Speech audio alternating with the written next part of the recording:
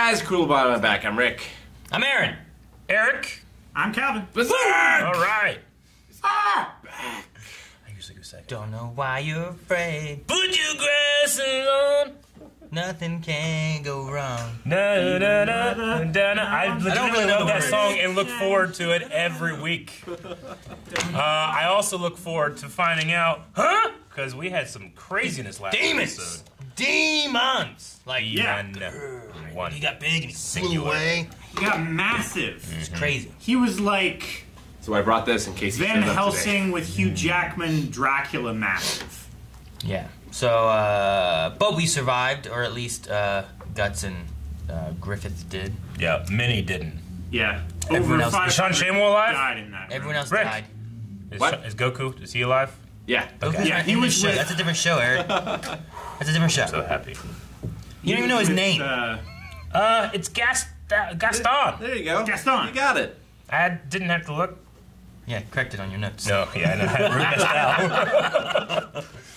Well, I'm excited. Let's watch it.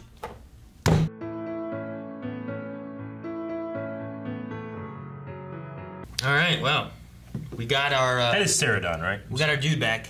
Yeah. Ceradon, is that his name? Sir Adon, Ceradon? I think. Yeah. Sir Adon. Of the Blue Whale. Mastodon. Sir Adon Korpowitz. I don't know why I loved, like, troops, do you know why this is important? No, no, sir! No, sir. Imbeciles.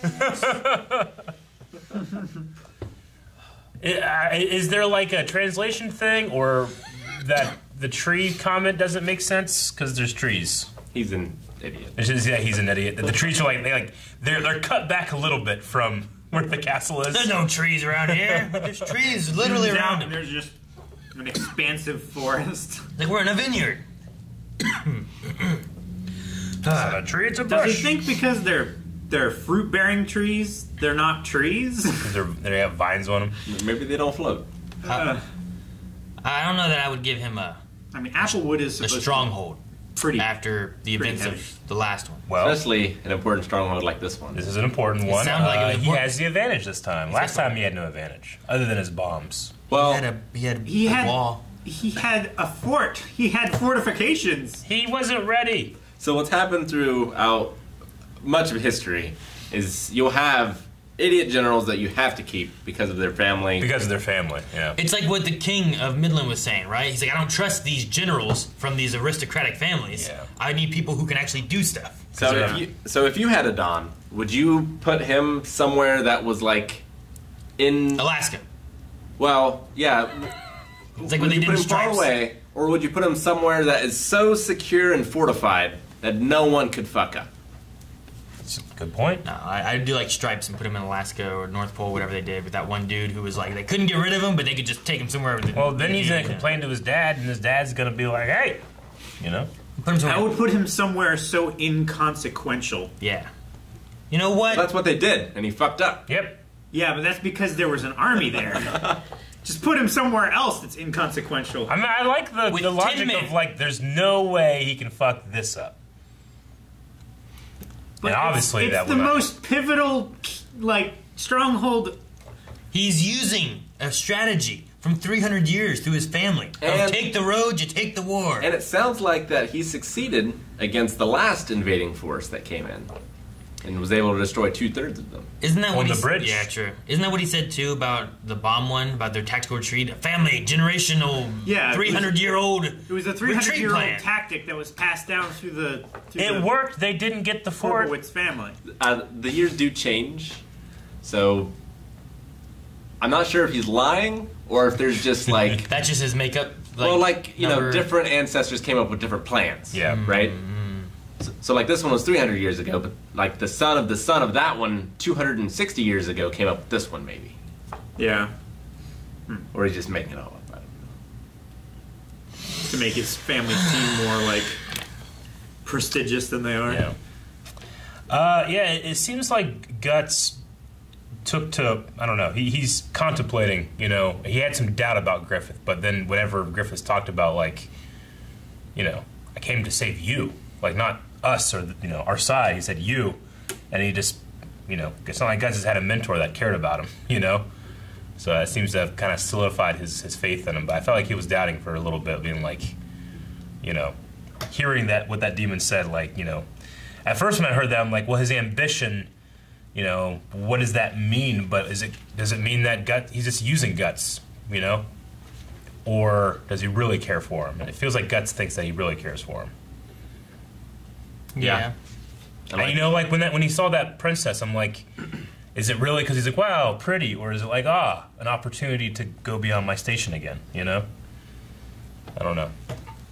Like the last person that saved Guts and truly loved him, like, died and cursed of the plague. Sure. Yeah. The Gambini wife. Gambino's woman. Mm-hmm. And then, like, Gambino, who at least Guts maybe thought loved him, like, that didn't end well either. No. Yeah. There hasn't been anyone since. Yeah, I could definitely see he has trust issues. He had, he's been solo for a long time, so even. So I'm saying, like, I don't know. Was there doubt, or was there just like not understanding why him being what he called like I'm a soldier, with you? Why would you risk your life for me? Is it an unworthiness? Yeah, feeling? like he sees himself as being unworthy, not necessarily doubt of Griffith, but his understanding maybe more so of like I'm a soldier is what he's thinking about, or does he just not understand the concept at all? Yeah, he hasn't like only been exposed to it. rather than having a friend or someone that might care for him or something like that. I guess like with his thing at the end there when he's like, this is the thing I've been looking for, like someone that actually cares, makes it feel like, well, he thought he had that and then he didn't, so now it's hard to create that relationship again. I doubt that I have that, but then he feels that he has it. That's kind of how I took it. Like the, he doesn't want to get fooled again. He doesn't want to put himself out there again like that. Yeah, for Unless sure. he feels like, well, for sure, I feel confident in this now. I think it falls into a, lack of trust that you could have with somebody because of past experiences and what they've Like had. past trauma. It might not be that he doubts necessarily Griffith, but that he doesn't understand why he would risk his life for what he viewed him as being a soldier. Sure. Like in the past, like the first episode that we watched, second episode, whatever, the fight he had fighting that one guy, there's no one else risking their neck to make sure he could take on that really big guy. Yeah. It was him coming out and doing it on his own. And that was more of like, I am a man in this battle that no one cares about. But as long as I do this, I get money. Afterwards, he gave that money to Gambino, like, for his love. Kind of, in a way. And they do that kind of stuff. And it's, everyone else seemed to betray him or not care about him, and it was just the money, or it was because he could take on a castle and that's what he was good for, but it didn't matter about him as a person. Whereas when he came into danger, Griffith's the first person to actually rush into battle to try to save him. Yeah. I don't think we've had any instances of that happening before that moment. Well, except for the time before when Griffith rushed in to save him when he was defending the rear. Yeah, the rear guard. Yeah. Well, yeah, and that's what he was saying here. Like, I thought we settled this discussion 3 years ago. Like, I wonder... Like, do I really need a reason? Yeah. I just wonder would if... Griffith do that for everybody? Yeah, like, I'm trying to, like, because, I thought about, how did I feel about what the demon was saying last episode, and then versus this episode. Like, I wonder if it's almost a warning, this guy will use you, and he's thinking about that, The demon said, like, when his ambition crumbles. Yeah. Yeah. Well, when you regard each other as brothers or something like that, right? Yeah. And then when his ambition crumbles, the prophecy thing also didn't have necessarily who would kill who or anything like that. It wouldn't be like they would turn on each other as brothers, because that's a common like storyline that happens and stuff too. Yeah. But it was more of you will face your death. Now, will that be against a demon? Would that be against Suradan? Would that be, I don't know who it's against, but that's something that he's going to face. And, like, how does the demon know this? Like, is it something that's guaranteed? Is it just a possibility? Like, what is it that... Well, and he didn't say it until he saw the egg thing, right? Yeah. The egg of the king or whatever it's called. So Bailet. The Bailet, yeah. So, like, if you have... Is that the thing? Is there some kind of prophecy among that where, like, he knows whoever has this, these kind of things should follow? Yeah. And that's why he's saying it? Like, once ambitions fall for whoever has the egg of the king, the people around him will die. Like maybe that's kind of a thing, and that's kind of what he's saying. I don't know. Or is it strictly because it's Guts? Because it didn't feel like it was because it was Guts. It felt like it was because of the Egg of the King. Like he didn't tell him that before he saw the Egg of the King. So but he did think to tell him it. Yeah. Like, why tell him it at all? You know, if you're so above humanity and everything, like, what's special about this person, or is there anything special? Man, there's nothing special.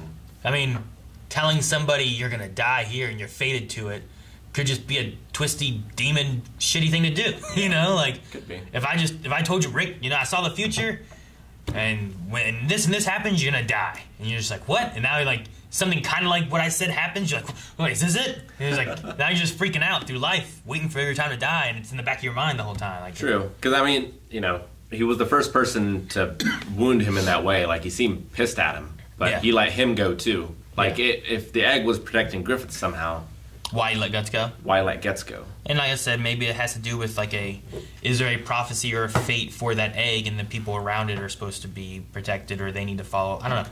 I'm not sure. I'm sure the answers will come, hopefully, before the end of the thing, and I don't have to read the manga. Well, you also have Casca, too. Like, she obviously, without a doubt, trusts Griffith, but she doesn't understand why he treats Guts this way, you know?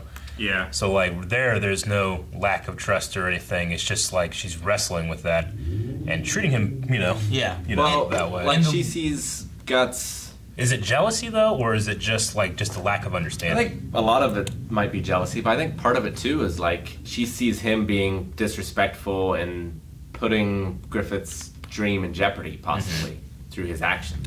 And through the things that she has said, it makes me feel like Griffith wouldn't necessarily risk his life for anybody, but he will risk his life for Guts, which is what Guts was questioning, is why me? Like, if Guts hadn't been in there, would Griffith have gotten in? Had it been that little shit who's always back-talking things, Corcus. Had it been him in there, I don't think Griffith would have risked his life to go in there and save him. But because Guts was in there, he went in there to try to save him. Maybe if Casca was in there, he might have gone in too. I don't know, because we didn't have that situation occur. But we haven't seen a situation where he's gone back for Casca. But given what Casca's saying, kind of get that jealousy feeling that we get, and I don't know why he keeps you around. Like, it feels like Griffith has some kind of caring, like, for Guts, maybe more so than what the other soldiers have, and that's what Guts was questioning here, I think. Yeah. And, like, Guts is the only one we know why he's there. Like, he was forced to be there, pretty much. Like, why are the other ones there? Are they there for the money? Are they there for Griffith? Like, what did he do? Yeah, like, Guts had nowhere to go, and he fought, and it's like, well, if I beat you, you're going to do what I say, and he beat him. Now he does what he says, but now they're kind of like more friends. Yeah. You know, it's different. But I mean, everyone else could have did they just say, hey, I want money? Did they say, hey, I want adventure? Did they come to Griffith for a reason? Do they have nowhere else to go? Because Guts has nobody. He has nowhere to go, nothing anywhere. He's just a fighter. But like Casca, as much as it's frustrating to watch, I do kind of agree. I'm like, well, why? Why does he do that? We don't know that answer. There's a part of me that's like, what if that demon's right? or that demon's like seeing something like, what was Griffith care about more? Does he care about Guts, or does he care about his ambition more? You know? I don't know. Is he a tool, or is he a true friend? I mean, I can certainly see Casca's perspective on things. I mean, she's been with him since the beginning, and she doesn't see that level of favoritism with anybody else. She was, before Guts came, the best soldier. And as far as we've seen, she's been the only woman on the battlefield so far, on either side. The other thing that you could have is, like, does Griffith possibly know more than he says? Does he know more about the Egg of the King thing? He talks about a fortune teller and being like, oh, well, I have to thank her for, giving me this and saving my life.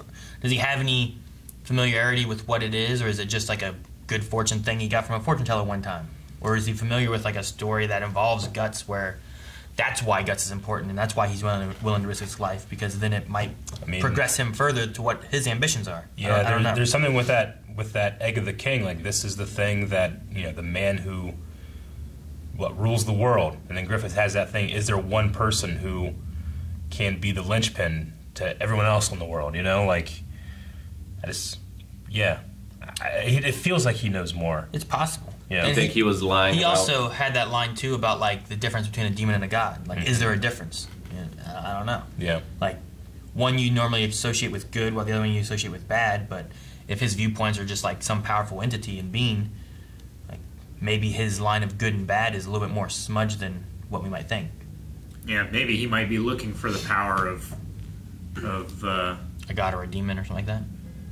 well, like Zod. Maybe he wants to become like Zod so that he can be, powerful. And he can control and rule and stuff like that. Maybe he's not seeing it as such a bad thing as long as he has the power. Well, like once you get up to a certain power level, like if there are gods and there are demons, and demons are less powerful than gods, but if demons are so much more powerful than man, that man can do nothing, they might as well be gods to men. Yeah. Even if there are gods above them. Sure. But wouldn't you rather be the god that can then beat the demons? Probably. Depends who you are. Goku didn't like doing it. Becoming a god, because he was pissed off that it was a power that he couldn't achieve himself. We had the Earl of Urias, which is the brother of the king, right? Yeah. We've seen Leader him of the before. White Dragon. Yeah, he's the guy that kind of gave that look whenever Griffith was being knighted. Which now Griffith has raised to the peerage. Would you say it's like him becoming like a count almost? Yeah, he hasn't yet. Yeah. I don't think. There were rumors that Rumors he of would it. be raised. Yeah. So, yeah, that guy and Griffith I see as like maybe some kind of collision course. Yeah, I think Count is like the lowest. There's like Counts, Barons, Dukes. Yeah. But like to be, like you can be a knight, but that's not peerage. Yeah. So right now he's a knight. Yeah, you can He's be. actually going to confirm him as a noble line. Is the rumor. Yeah. Anyone could be knighted and not be a noble, Yeah. right? Yeah. Especially this episode because it took place largely in like that forested castle area. I just love the watercolor background so much. Yeah. It looks like, a lot of effort and time is put into each one of those backgrounds, Like, obviously, you had to do that for all shows, but, I feel like modern anime, you have assets that you can move around and digital, stuff that you can, like, kind of take shortcuts. But here, like, it's fucking guy painting with watercolors. And then the next shot, a guy paint with water, I feel like it's kind of necessary, too, because a lot of the shots linger. Yeah, they do. Yeah. I mean, that's, with this early animation, you don't want to move as much as possible. It's why, like, nothing's moving except for this 10-frame sequence of leaves that's just repeating, Yeah. But it's still, I don't know, there's something about those shots on those steps that I just really enjoyed as, like, a time capsule of great animation. Or they have it where it's zoomed out and there's just like, there was one shot where I'm like, man, because it's that one guy who like, he looked weird close up, and then really far away, his face just looked like a blob, and it was just like, doing this, and it stayed on that for like a long time, and I was like, man, and I was just picturing like nowadays that'd be a defined person. Sure. Now it's just kind of like, Well, yeah, because there, then they literally had the same page or size paper, but to show being far away, you have to just draw really small, so you have like your brush, and you're like, that's his head. It's like painting the eyes on a D&D mini. Yeah. Sometimes they're bug-eyed. Yeah. Happens. So, like, watching this in 2021 like we are, like, you can definitely see the weakness of the animation, and, like, they don't want to move all that much, but I don't know. I really appreciated, I've since the beginning, I've appreciated the backgrounds, but this one was different in the sense that it felt like a different style almost with the watercolor feeling. I really enjoy it. I mean, I wouldn't call this the pinnacle of this style of animation by any means, but especially the backgrounds and like the framing in some of the cases too. Yeah. It's like when they choose to animate Griffith's hair or not. It's like they're making a choice to animate it here. Why? I like that, being able to read into that stuff. Because the leaves are blowing, Eric. Well, yeah. like sometimes they cut over, like in this episode they cut over to Guts one time after Griffith said something, and I'm like waiting, and he just didn't say anything, and they just cut back. I'm like, that was weird. Okay. It's like sometimes I wish I could send them all away one time. Yeah, and he just cut the guts, and like there was no change in his expression. No, It was like he a, didn't it was say like a anything. 4-second shot. Yeah, It was yeah. nothing. It's like, it's like, guys, we need an extra 5 seconds to make time. Because they had, if you're putting on broadcast, you have to have it this amount of time for commercials and stuff. Yeah. All right, just extend this part for a little bit. There's that one guy who's like, "My sword wants your blood," or whatever, and he pulls out his sword, and then Guts just goes. He's like, "Okay, never mind." That's so good. I was like, "Damn, that's all it took." Yeah. Like, what was your plan when you did that? What were you expecting? You knew what he looked like before he walked away. What do you guys think of the? I mean, we noticed it, but like when Guts put his sword down, he had that little like air animation. Like, is that just like the style, or is that showing like? I think it's Guts' strength and training could go way more. Like maybe like I don't know. I don't know if it's like all look like it could be a power kind of thing, but Yeah. I was thinking it was more of the idea, like if you showed like Rock Lee kicking a tree, he keeps kicking it, and he's angry thinking about whatever he's doing, and then he just kicks it and it breaks a little bit. You're like, oh damn, Exactly. like he has more strength. But I don't know if it's gonna be like he can do this and make a tornado appear and it takes off and flies and kills a demon. I mean, if we're watching Cobra Kai and you're seeing those kids go, oots, oots, doing this, and then one time, oots, and he does it and a book falls off the shelf from far away, you're going to be like, something's going on, But in animation, it could just be, that's the style, I just thought he was just I felt like he was just getting angry. more and more frustrated. Yeah. Not like understanding. Like, dang, yeah, Casca's right. It's like, why the fuck is he doing this? What was it that he's? What did she mean? Like, Yeah. Yeah. him saying that felt kind of weird. It was like I feel like she said what she meant. Guts has people problems. Yeah, he does. I find it hilarious when he's like, I don't know. He reminds me a little bit of like Amos Well, in that way. it's like I've definitely had moments of that where like Maggie or women are talking to me. I'm like, I'm not sure what they're trying to tell me. Like, I don't understand. But I feel like I've never had that exact moment. What did she mean? It's funny. All right, well, in terms of an episode of Berserk, this one was the most tame. I was like, oh, we're in the battle at the very end. Ah! No, it's definitely a recovery episode. Absolutely. After that last episode, yeah, you could probably use it. Like, Guts recovered for a day. Yep. He was limping on a crutch the day before. It was weird because in the animation of it, like on certain shots, not all the shots, but it was like a mid shot. Not when it was far out and not when it was up close, but when he was walking, his body would always be like.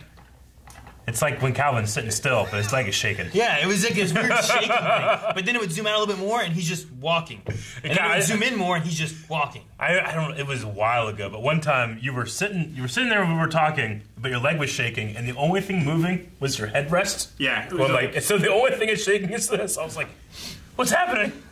So that's what it is. It's like just like that in animation. I suppose. Thank you guys for watching this episode of Berserk! But you guys See up to the next 4 right now over at careful, it's long. patreon.com/blindwave. Full length available there as well. We'll need your own footage. Do it again. Power.